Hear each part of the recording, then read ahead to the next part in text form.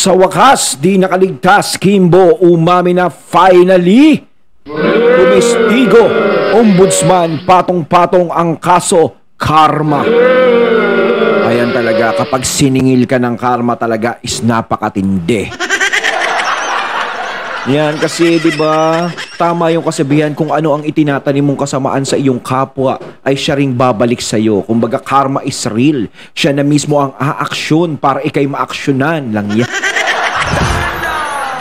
Ayan, syempre, itong balitang ating matutunghayan ngayon ay nagbula kay Banat Kapanig TV. At syempre, ito po ang inyong lingkod na si BT na magbibigay ng reaksyon at komento dito sa video na ating matutunghayan ngayon. At bago ang lahat, pasensya na kung may maririnig kayong mga nagpububok po kasi may kapitbahay ko atang nagpapagawa ng bahay niya.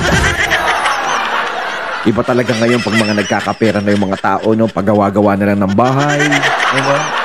Diba? At least may pinupuntahan. No? Kaysa ibayad mo na ibayad ng buwis mo, wala naman napupuntahan, ilagay mo na lang sa bahay mo, pagandahin mo na lang. Ayan. At syempre, wag na natin pagtagalin, sabay-sabay na nating panoorin ang laman ng video na hatid sa atin ni Banat Kapanig TV at bibigyan natin ng reaksyon ng balitang ito. Pasok! Ito ang breaking news ngayon. Viral ngayon sa mundo ng social media. Tuluyan ng sinampahan ng kaso. Ang laki na salamin niya, no? Para siyang si Miss Minchin.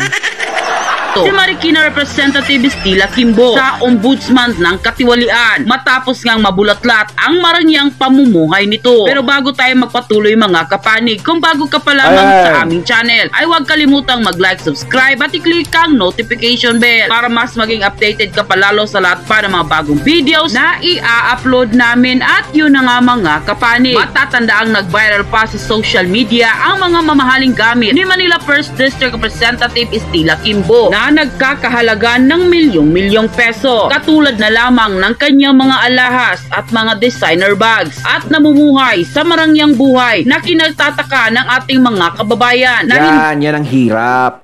Pag ikay nasa politiko tapos may mga ganyan-ganyan ka, maaari kang mabutasan. Di ba okay na sana eh, no? Kung matagal mo nang ginagawa na ganyan, na mahilig ka sa mga designer bags, mga maalwal na abubot sa sarili mo, diba? Lusot na sana yun, okay na eh. Kaso nga lang, ang malaking pagkakamali mo, diba, is yung umepal ka kay VP Sara. Diba? Kumbaga hinahanapan nyo siya ng mali eh. Hinahanapan nyo siya ng kaso. No? Hinahanapan nyo siya ng ebidensya na magpapatunay na siya ay korap. Pero sumablay kayo ron. Natural, ayan. Kayo naman ang hinanapan ng butas. Diba? Siyempre, Duterte yan eh. May mga supporter yan. Diba? May mga nakapanig dyan. Ika nga. Siyempre mag-uusisa din sila laban sa inyo. Diba? Kasi kayo, ganyan kayo ng ganyan kay Sara Duterte. Kaya masisilipan kayo ng butas. Eh, ang problema sa pagiging masyado nyong public figure, ma-flex nyo na kung ano yung meron kayo. Diba? O kahit masabihin yung galing naman sa pera ko tong binili ko eh. Patingin nyo ba mapapaniwalaan agad-agad yan? No, hindi ko naman sinasabing ganun kayo. Pero, syempre, questionable. Syempre, pagkamamahal ng mga gamit mo. Diba? Tapos, ganyan lang. Diba? Alam natin ang sweldo ng politiko, malaki-laki, pero hindi naman makaka-afford ng, kuwari, bibili ka ng isang gamit na nagkakahalagang 2 milyon. Para naman nakakaloko yun. Eh, pagpalagay mo, meron ka 10 bag na nagkakahalaga ng 1 milyon. O, di ba? Ka-question naman yun. Ano yung milyon? Tinatapon mo lang. Okay, 1,000. Hinayang na hinayang pa akong gastusin. Di ba? Parang nagtatapon ka lang ng pera. Kaya minsan may sinasabi na, madali lang gastusin pag di mo pera. Hindi totoo yan. May kasabihan talagang ganun. Madali lang gastusin pag hindi mo pera, pag hindi mo pinaghirapan. Diba? hindi man daw kalakihan ang sahod ng isang government official. Pero bakit nakakabili itong congresswoman ng mamahaling gamit? Kaya nga, nang matapos na nitong gipitin ang budget ng opisina ni Vice President Sara Duterte, kasabwat pa nito ang mga buwaya sa Kongreso na sinabi ni Abante at ang iba pa ay nabunyag ng isa-isa ang mga tagong yaman at hindi maipaliwanag na mga kayamanan ng mga kongresistang ito. Samantala, kinumpirma mismo ng ombudsman na natanggap na nila ang reklamo laban kay Stella Kimbo noong October 1 taong kasalukuyan. Natuwa naman ang mga netizen sa pangyayaring ito at umaasa mo yung ginawa nila, nag-backfire sa kanila, no? Sila na hindi lamang si Kimbo ang makakasuhan, kundi pati na rin sina Abante na tila nagkamal din ng milyon-milyong pera ng bayan at ang iba pang mambabata. Ayon pa sa isang social media influencer, Tio Moreno, and I quote, "I'm glad to see ordinary citizens filing complaints with the Office of the Ombudsman, challenging the extravagant lifestyle of members of the House of Representatives." Mantakin nyo, ordinary citizen lang ang talagang nag-complain laban sa inyo. 'Di ba? Isabi nga sa inyo na ang mata ng taong bayan ay nakatutok sa inyo dahil ginalaw nyo ang modelo ng taong bayan. 'Yon si VP Sara. 'Di ba? Sinasabi ko sa inyo, kakampi ni VP Sara ang taong bayan. Malakas ang taong bayan, lalong-lalo na kapag sineryoso na nila 'yan. Kasi kayo yung nagbibintang kay VP Sara, kayo lang diyan. Siyempre may mga pwesto kayo. Pero iba pa rin kalaban ng taong bayan Kinalampag nyo si VP Sara. Alam nyo namang, kumbaga all-time favorite ng mga tao. Tapos kakalampagin mo ng ganun. Parang nagkamali kayo ng tao na kinalampag. First complaint was against Stella Kimbo, and I hope this momentum continues, reaching others like Benny Abante and beyond. End quote. Matapos nga ang kasuhan ng Ombudsman si Representative Stella Kimbo, viral ngayon sa mundo ng social media na di umano'y pinaimbestigahan na ng mga guro dahil sa controversial na lifestyle di umano ng kongresista. Kahina-hinala kung saan nanggagaling ang mga perang pinagbibili nito ng mga mamahalin nitong bag, relo at iba pa na ayon pa. Kasi kung ikaw talaga dati kang teacher.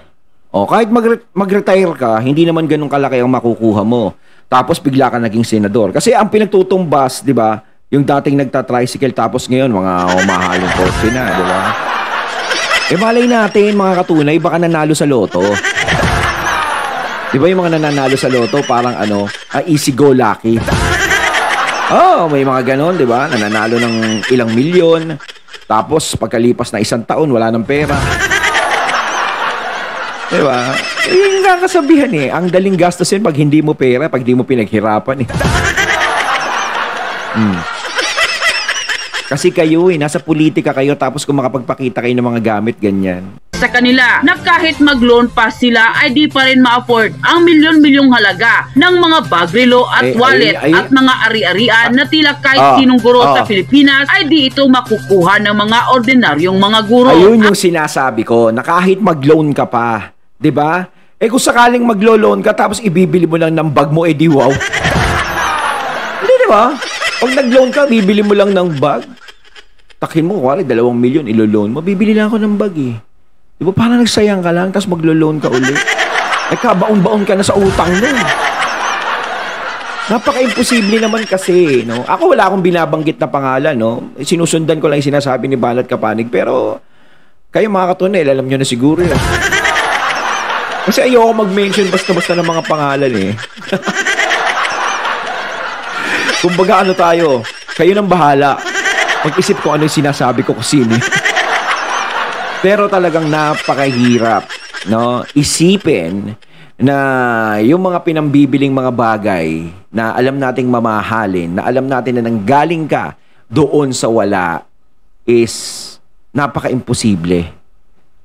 'Di ba? Na magkakaroon ka ng ganon. Kahit sabihin mong meron kang trabaho nagtatrabaho ka, nag-iipon ka. Nag-iipon ako yung sweldo mo, pinambibili mo lang ng, 'di ba? Ng sarili mo, ganon. Yung mga ipang model mo lang na gamit. Diba, parang kaloko. Kaya nagiging questionable. Kasi kinu-question nyo si VP Sara. Kung hindi nyo siya pinakailaman, no? Kung hindi kayo nagmagaling kung hindi kayo nag-aano na ganyan-ganyan, is hindi kayo mabubutasan. Kumbaga safe na nga kayo. Safe na eh. 'Di ba? Kayo mismo yung nagpakita sa tao eh. No? Pansinin nyo kami. Ayan, napansin kayo ng todo.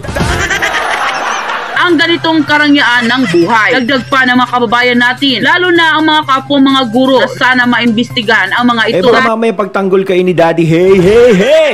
Ho, ho, ho! Dahil sa kahina-hinalang mga perang pinanggagastos di umano ni Marikina Representative Estela Quimbo sa mga luxury items dahil kung susumahin raw di umano ang net worth nilang mag-asawa mula noong 2019, hindi raw aabot sa ilang bag pa lamang mayroon ang nasabing kongresista. Matapos nga lumabas ang balitang ito ay umani agad ng samut-saring komento mula sa marami sa ating mga kababayan na kung saan ay marami nga sa kanila ngayon ang hindi mapigilan ang kanilang sarili na maglabas ng kani-kanilang hinaing at komento sa mundo ng social media. At ayon pa sa kanila, Ombudsman, magtrabaho kayo. Kailangan ng taong bayan ang tunay na hustisya. It's high time you deliver and prove to us you are not politicized and corrupted. Babantayan namin kayo. If you want 1 million signatures, we will do so. Nakapag-file na yata at pagka-mayor pa ng Marikina City. O Diyos ko po, maawa ka naman. Di pa ba sapat yan? Wala na bang kabusugan? Mahiya-hiya ka naman at teacher kang naturingan. Let's make this normal. It's time the people should take back the power from these crooks, politicians. After all, this is the meaning of democracy. The power resides in the public. That's why the Philippines is a republic. Binenta ang dignidad at prinsipyo para sa kayamanang mauubos at nasisira din naman. Gaba na lang. Pakulong diretso pag nahatula. Diba? Ganyan yung mga nagiging resulta. No? Kung sakasakaling ikay pakinabangan mo ang posisyon mo, kapag once na malaman ka na ganyan, madaming mawawala sa iyo. 'Di ba? Mawawala sa iyo yung mga karangyaan na ganyan. Yung posisyon mo, syempre pag nawala yung posisyon mo, wala na eh. 'Di ba? Hindi ka na pagkakatiwalaan ng mga tao. 'Di ba? Pag hindi ka na pinagkatiwalaan ng mga tao, kung ano yung nakakamit mo sa buhay mo, is mawawala na din sa iyo. Kaya yun yung karma. Para kasi ang nangyayari ngayon, 'di ba? Si VP Sara hindi kumikilos laban sa inyo. Wala siyang ginagawa sa inyo.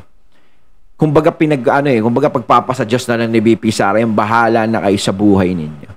Kumbaga, yung tadhana na ang kumikilos eh. 'Di ba? Hindi siya gumagalaw ng kahit si VP Sara. Pero talagang kung sino-sino yung mga tao na gumigipit sa kanya at nag-aakusa ng mga mabibigat sa kanya, siyang napaparusahan. 'Di ba? Silang nananagot nang walang ginagawa si VP Sara. 'Di ba? At tao na mismo ang umuungkat kung ano ang tunay na balat ninyo. 'Di ba? Ang hirap. Nasabi ko nga, ang hirap kapag taong bayan ang kinalaban nyo. Napakahirap niyan. Lahat sa Kongreso na may anomalya at huwag pamarisan sa mga susunod na politiko. First time po. Sabi ko nga sa inyo. Ayun, syempre, bago natin simulan ng videong ito, nais ko nga palang magbigay ng credits dito sa video na ating matutunghayan ngayon. Walang iba kundi si Sir Badong Arateles. Ayan, bibigyan natin ng reaksyon ng kanyang mga sasabihin dito, mga katunay. Syempre, supportahan nyo ang kanyang YouTube channel. Ipagpatuloy natin. Pinauso po to, no? Yung ano ka ba? Pro Marcos, pro Duterte o Ngayon kala mo pilihan pang bata eh. Alam po may nagtanong na ganyan. Alam niyo po, iniisip ko lang kung panahon po ni Pangulong Duterte yan. Tinanong ang mga tao, pro Duterte ka ba o pro Aquino? Pro Aquino, pro Ninoy. Tinitiyak ko sa inyo, 98% magsasabi pro Duterte ang mga tao. Unfair po yan. Yung ganyang uri ng survey, unfair po yan sa lumang presidente na binabakbakan ng mga tao ngayon. Kasi kung magkakaroon ng pro Marcos ka ba o pro Duterte, maaaring yung mga walang alam, yung mga hindi binubuksan ng isip, sasabihin nila pro Marcos sila. Pero kung bubuksan mo ang isip mo sa nangyayari ngayon, sasabihin mo pro Duterte ka. 'Di ba? Kasi ang nililink talaga, naiinis lang talaga ako sa nangyayari ngayon, ang inililink lagi sa mga Duterte ay yung China, China, China. Wala na silang alam ibig sabihin kundi puro China, China. 'Di ba? Nakakabwisit yung ganon. At meron akong nakita, no? Meron akong nakita, no? Galing to sa Philippine Star ba yun? No? Nabasa ko. Eto i-share ko lang sa inyo mga katunay. A large majority of Filipinos are not inclined to support those who are deemed pro-China candidates. In May 2025 midterm elections, according to a commission survey conducted by Polls Asia. Di ba?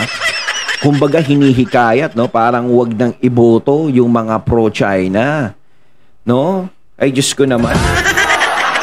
Alam nyo, kaya ginawa ni Tatay Digong na makipagkaibigan siya China, alam nyo, utak lang ang ginawa niya. Ngayon, kung ikaw war freak ka, gusto mong sirain ang bansa natin, gusto mong wasakin, gusto mong itaya ang buhay ng mga inosente nating kababayan, di labanan mo kung sino yung gusto mong labanan. Hindi ako pro-China. Ayoko ng ginagawa ng China na hakbang sa pananakop ng hindi naman sa kanila. 'Di ba? Kaso nga lang, kung tayo ba lalaban sa China, anong mangyayari sa atin? 'Di ba? Ang tahimik na bansa natin ay magugulo. Imbis na ang ekonomiya natin, ang asikasuhin natin para tumaas, bakit makikipaggera pa tayo? Bagsak na nga ekonomiya natin, makikipagbakbakan pa tayo. Baka kung saan na tayo pulutin. 'Di ba?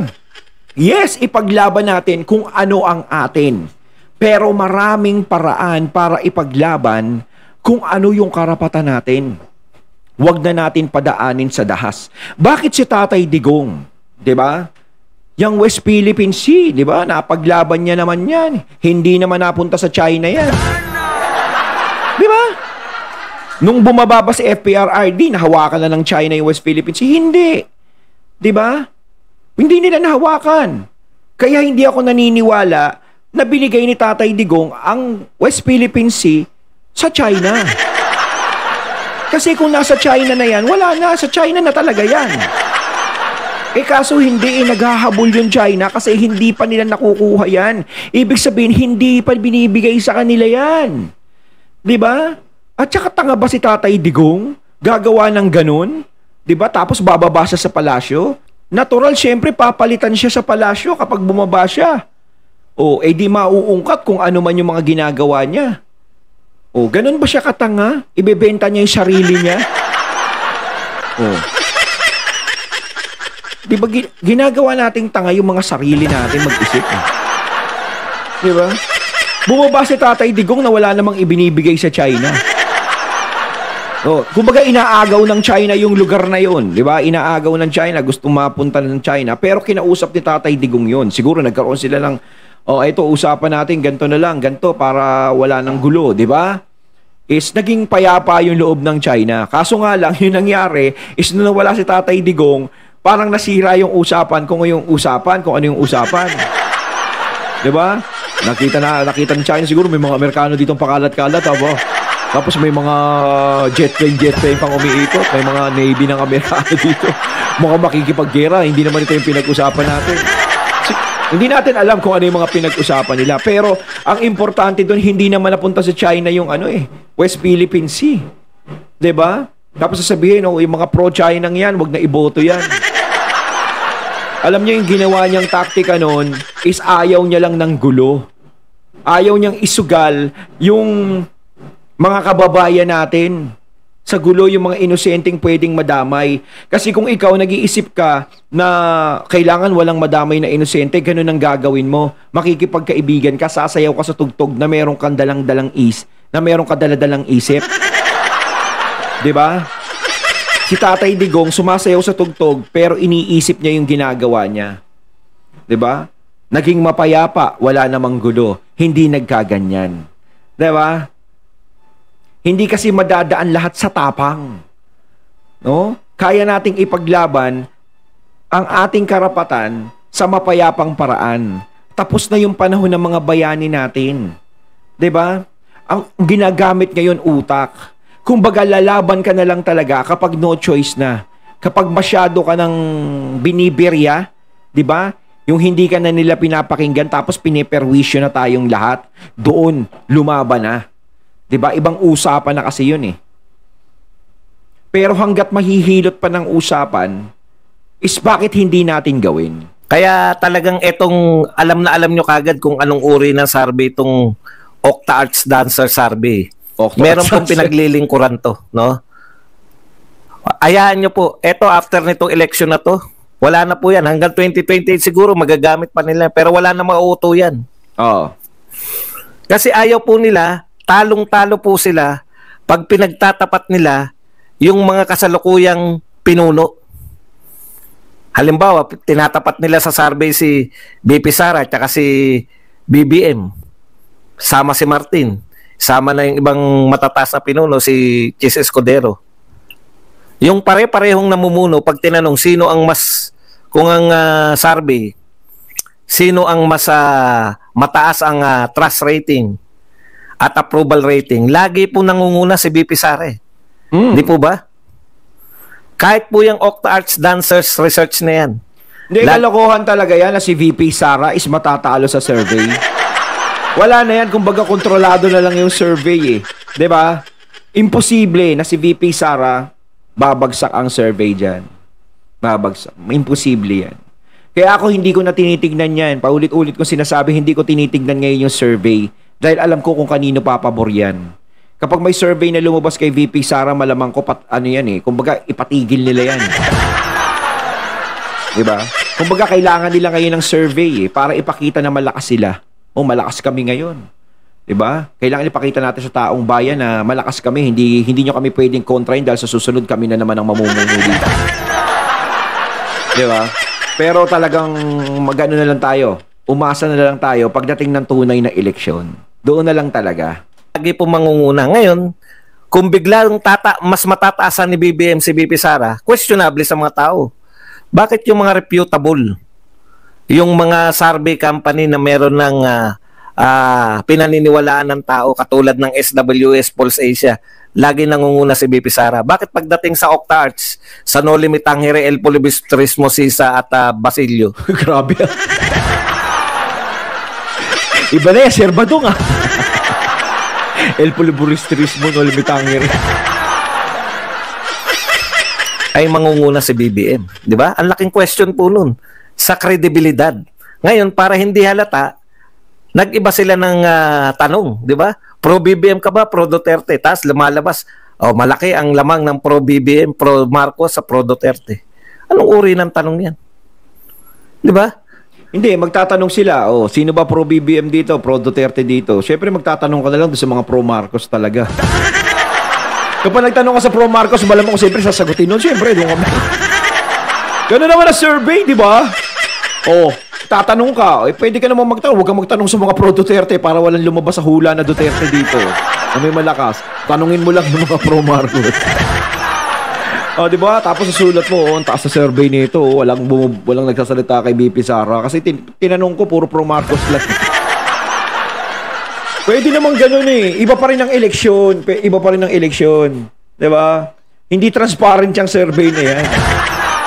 No? Bilang mo lang sa daliri mo talaga yung survey, no? Na transparent talaga. Natatanungin pro Marcos, pro Duterte, pro Marcos, pro Duterte. Dapat gano'n.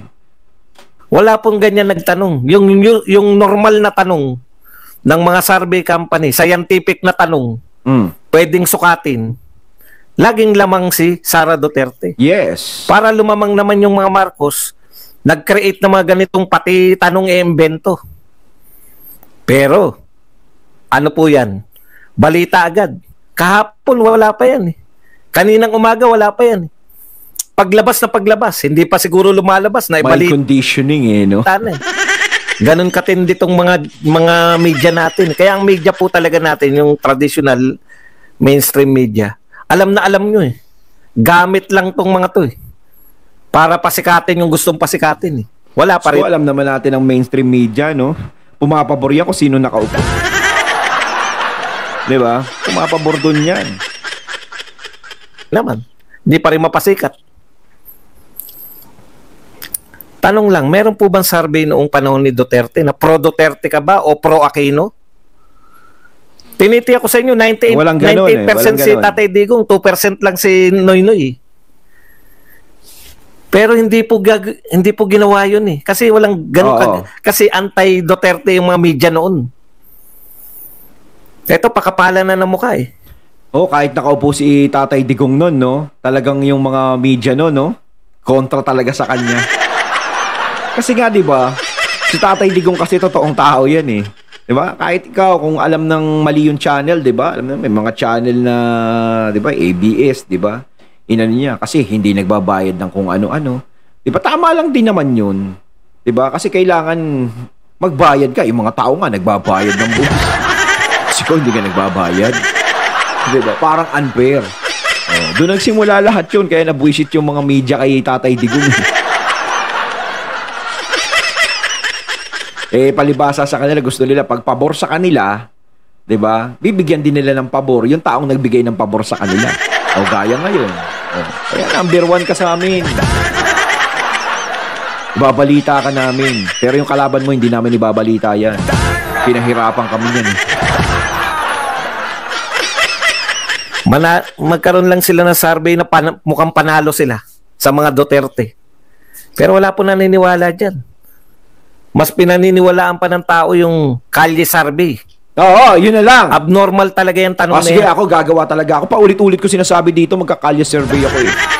Ay mga katunay, suportahan nyo sana pag nagkalye survey ako.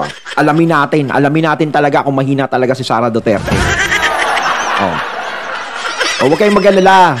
Hindi ko i-interviewin yung mga Duterte lang na mga pro-Duterte lang. Lahat, diba? Kasi punta ako Senado, mag-interview din ako, tsaka Kongreso, ano? Palayasin. Kano, papapasukin ako eh. Ang linaw ng mga tanong sa Kalye survey. Tignan nyo ha. Ano po iboboto nyo? Yung mga senador na pro-Marcos o senador na pro-Duterte? O nananalo lagi yung pro-Duterte. Bakit? Patas kasi. Sinusukan na to. Hindi, tsaka sa Kalye survey kasi patas. No, patas ang inaano nila. Ang hinihinga nila ng opinion. At saka nakikita talaga natin sa dalawang mata natin na yun talaga yung malakas. Hindi katulad sa mga survey na bigla na lang nilang nilalabas na number 1 si ano. Saan nyo ba kinuha yan? Diba? Administrasyon na to. Sa mga kapalpakan. Ayun, at ating natunghayan ng video na nagbula kay Banat Kapanig TV at syempre natunghayan natin ang video yun na binigyan natin ng reaksyon na nagbula kay Sir Badong Arateles. Kayo mga katunay, anong masasabi nyo tungkol dito? Comment lang po kayo sa comment box. So once again, I'm BT and I'm out. Peace.